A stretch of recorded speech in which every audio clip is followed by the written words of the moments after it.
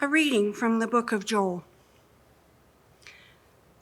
Blow the trumpet in Zion, sound the alarm on my holy mountain. Let all the inhabitants of the land tremble, for the day of Yahweh is coming, it is near. A day of darkness and gloom, a day of clouds and thick darkness, like blackness spread upon the mountains. A great and powerful army comes. Their like has never been from of old, nor will be again after them in ages to come. Yet even now, says Yahweh, return to me with all your heart, with fasting, with weeping, and with mourning. Rend your hearts and not your clothing. Return to Yahweh your God, for he is gracious and merciful, slow to anger and abounding in steadfast love, and relents from punishing. Who knows whether he will not turn and relent and leave a blessing behind him, a grain offering and a drink offering for Yahweh your God? Blow the trumpet in Zion, sanctify a fast, call a solemn assembly, gather the people, sanctify the congregation, assemble the aged, gather the children, even infants at the breast.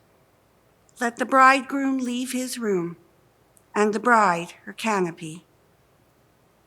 Between the vestibule and the altar, let the priests, the ministers of Yahweh, weep. Let them say, spare your people, Yahweh, and do not make your heritage a mockery, a byword among the nations. Why should it be said among the peoples, where is their God? Hear what the Spirit is saying to the church. A reading from the second letter of Paul to the Corinthians. We entreat you on behalf of Christ, be reconciled to God. For our sake he made him to be sin who knew no sin, so that in him we might become the righteousness of God. As we work together with him, we urge you also not to accept the grace of God in vain. For he says, at an acceptable time I have listened to you, and on a day of salvation I have helped you. See, now is the acceptable time. See, now's the day of salvation. We are putting no obstacle in anyone's way, so that no fault may be found with our ministry.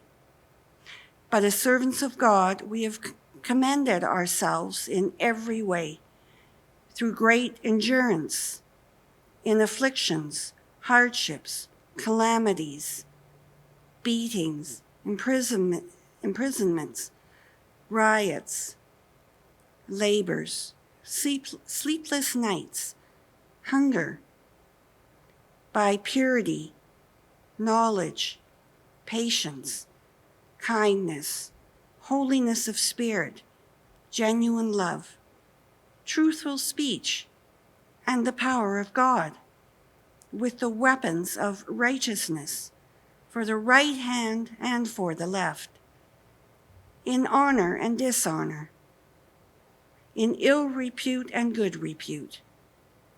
We are treated as impostors, and yet are true, as unknown, and yet are well known, as dying, and see, we are alive, as punished, and yet not killed, as sorrowful, yet always rejoicing, as poor, yet making many rich, as having nothing, and yet possessing everything. Hear what the Spirit is saying to the church. The Lord be with you. The Holy Gospel of our Lord Jesus Christ according to Mark. Jesus and his disciples went on from there and passed through Galilee. He did not want anyone to know it, for he was teaching his disciples, saying to them, "The Son of Man is to be betrayed into human hands, and they will kill him, and 3 days after being killed, he will rise again." But they did not understand what he was saying and were afraid to ask him. Then they came to Capernaum, and when he was in the house, he asked them, "What were you arguing about along the way?" But they were silent, for on the way they had argued with one another about who was the greatest. He sat down, called the 12, and said to them, "Whoever wants to be first must be last of all and servant of all." Then he took a little child and put it among them, and taking it in his arms, he said to them, "Whoever welcomes one such child in my name welcomes me, and whoever welcomes me welcomes not me, but the one who sent me." The Gospel of Christ. So as we have begun our liturgy of Ash Wednesday, we have already begun to experience that somber, focused, contemplative heaviness that comes with this service. And it is generally expected that this is to characterize the season of Lent as we make our way through the next 46 days between now and Easter. That's part of the reason why one of the Sundays in Lent is represented by the color pink, a little bit of brightness in the middle of the difficult and challenging season. But I can appreciate that this might make the season of Lent one of the seasons that's a little less looked forward to, let's put it that way. It's generally not one of the fun seasons. It's one that we probably approach with some fear and trepidation because it's supposed to be about this heaviness. It's supposed to be about fasting and giving something up for Lent. And we're supposed to be contemplating the cross, even though in our march through the Gospel of Mark, we're not even yet in Jerusalem, but we're thinking about what Jesus did on the cross already as we work through this season. And so it is a challenging season to approach. And with those expectations attached to it, many times, I think, we can begin to wonder, do we really have to do this? Especially when we consider the language that is often used, not only in the readings that are assigned, but in the liturgy that we have as well. There's been a development over the course of time, something you shouldn't be surprised to hear me say. But I find it curious that in our Revised Common Lectionary, one of the readings, there's 2 readings assigned from the Hebrew Bible, and we can choose one or the other. And today I happen to choose from the book of Joel. And it was this passage that was meant to be a reading for us to prepare us for Lent. Right? This reading was supposed to help prepare us for what this season is about. And so it began, and you heard Donna read these words, "Blow the trumpet in Zion, sound the alarm on my holy mountain."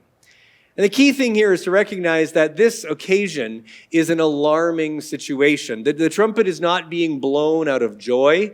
Nobody's blowing on this horn in Jerusalem because something good is happening. Instead, it's an alarm. It's like a fire alarm going off. And it says, "Let all the inhabitants of the land tremble, for the day of Yahweh is coming. It is near, a day of darkness and gloom, a day of clouds and thick darkness."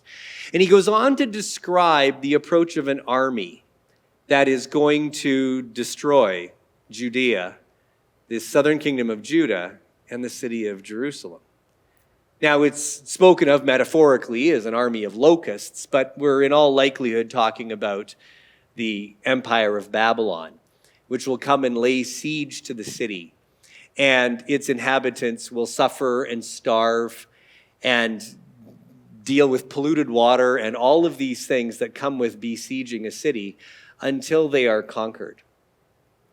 And the rationale for why this is happening was understood to be because Yahweh God was punishing Israel for their sin, for their rebellion, for their idolatry, for not paying attention to Yahweh, for not taking Yahweh seriously, and they're going after other gods instead, and so on. The rationale for why this was happening is because Yahweh had an issue with them. And so the prophet Joel says to the people and encourages them by saying, look, blow the trumpet in Zion, sanctify a fast, call a solemn assembly, gather the people, even if they're about to get married, have them cancel the wedding plans so we can come together and pray. Let them say, spare your people, O Lord, and do not make your heritage a mockery, a byword among the nations. These words are being spoken with the idea that we ought to return to Yahweh your God, for he is gracious and merciful, slow to anger and abounding in steadfast love, and relents from punishing. Who knows whether he will not turn and relent and leave a blessing behind him? At that time that Israel was going through this, the appeal was to call out to Yahweh, to plead in desperation of their recognition of their situation, that he would forgive, that he would restore, that he would prevent this from happening. And the prophet himself even had to say, who knows, maybe he'll respond to that. And of course he didn't. Babylon conquered Jerusalem. They were taken off into exile. And the people were left with the thought, well, we have to surrender to what the will of Yahweh is for us. Now, that's fine as far as it goes.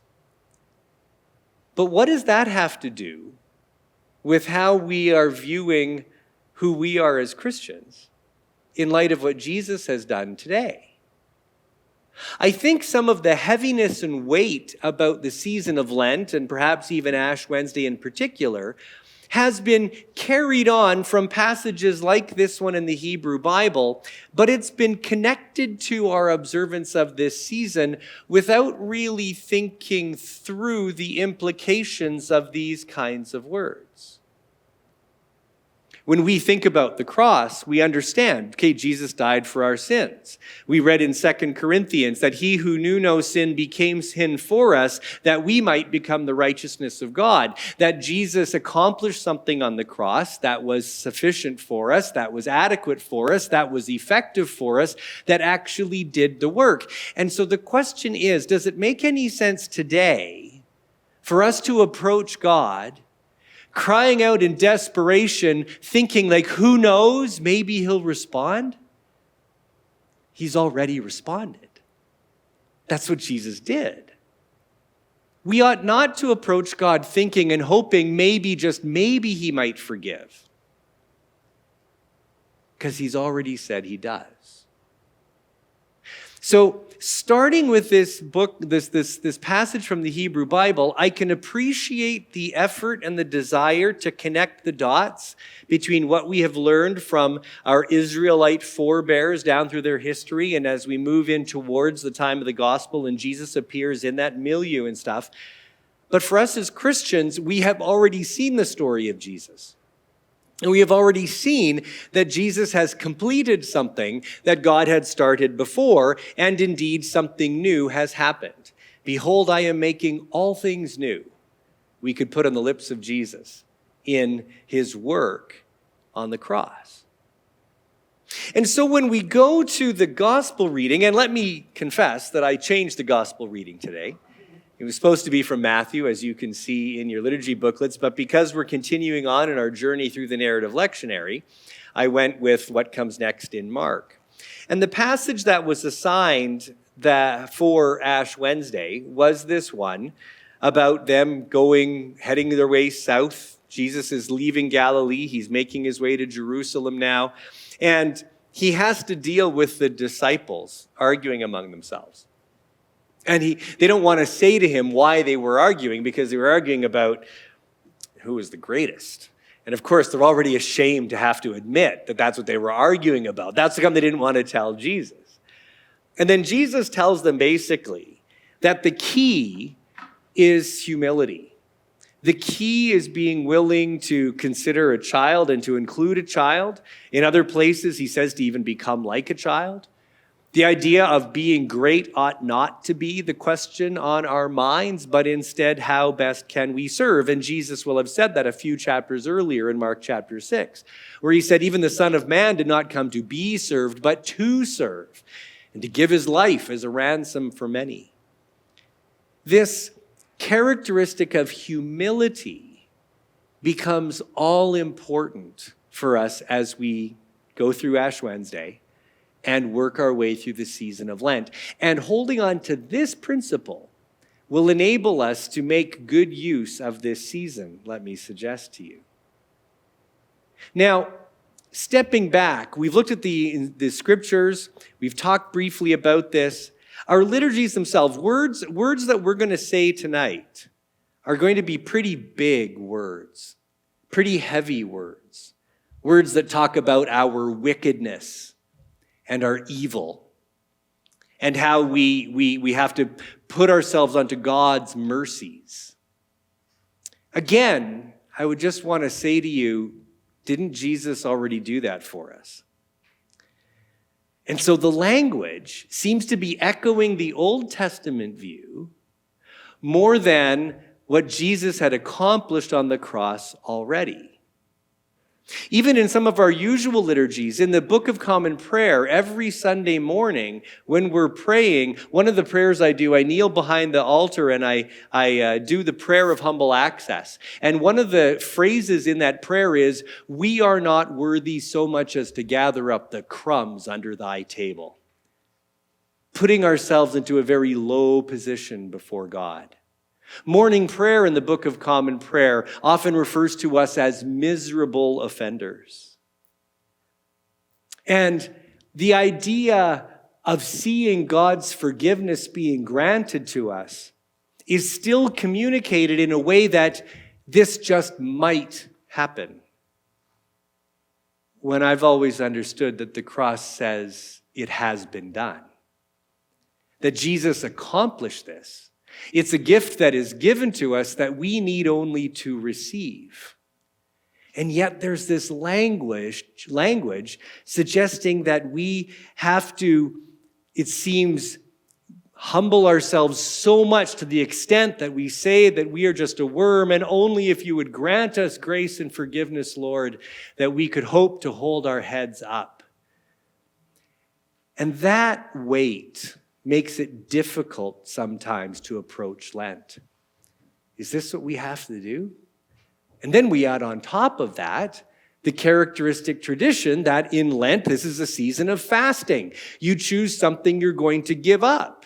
Traditionally, fasting involves giving up food, but there are other things we can choose to give up as well, that we need to kind of empty ourselves like Jesus emptied himself. And we need to be letting go of these different things as a discipline and a practice. And those things are not inherently bad, but nobody ever looks forward to giving something up, right? But if we can grasp the concept that behind all of this is meant to be this attitude of humility, we can then approach the season of Lent in a way that is actually very positive, something that we can look forward to, something that we can say, all right, we are now in this purple season. Ash Wednesday is going to happen. I'm going to reset my thinking. I'm going to go through this difficult liturgy. I'm going to listen to these words. I'm going to say these words, even though I kind of struggle to understand how these actually apply today because of what Jesus has done. But nevertheless, I'm going to do them because of what the season can represent for us. And here's the thing. Going back to that phrase of Jesus, "Behold, I am making all things new." I think that's actually from the book of Revelation, if I remember correctly. But this idea of something being made new is what this season can really be for us. And what that means then is, first of all, acknowledging we are part of a church, a religion with a 2,000-year history, because Christianity is 2,000 years old. And it is fed by the 1,000-year history prior to that the Hebrew Bible represents, though the history within the Hebrew Bible represents another 1,000 years before that at the very, very least. If we recognize that we are participating in a religion that has had things added to it and modified and developed, and, that whole thing about tradition, we've always done it this way, and so you just keep doing it and you don't think about it, it just happens. If we can appreciate that our religion has a lot of those things in it, nevertheless, this is what we have. We can approach Lent and we can listen to these words and even say these words in a way that can make a big difference for us in a positive way. Here's the thing. The whole point of acknowledging Jesus, his work on the cross, the forgiveness of sins that he grants, and all of this is the chance that we would recognize that we have been reconciled with God. That's what the 2 Corinthians passage was all about. That reconciliation with God has been granted. One might debate to the extent to which we are at odds with God. Were we completely separated from God, or were there just things that don't belong or whatever? Don't worry about that. The point of what Jesus has come to do is bring about reconciliation, reconnection. We are able to be connected with God. We are able to know God, being known by God. This is a good thing, and as a result, our lives can be transformed.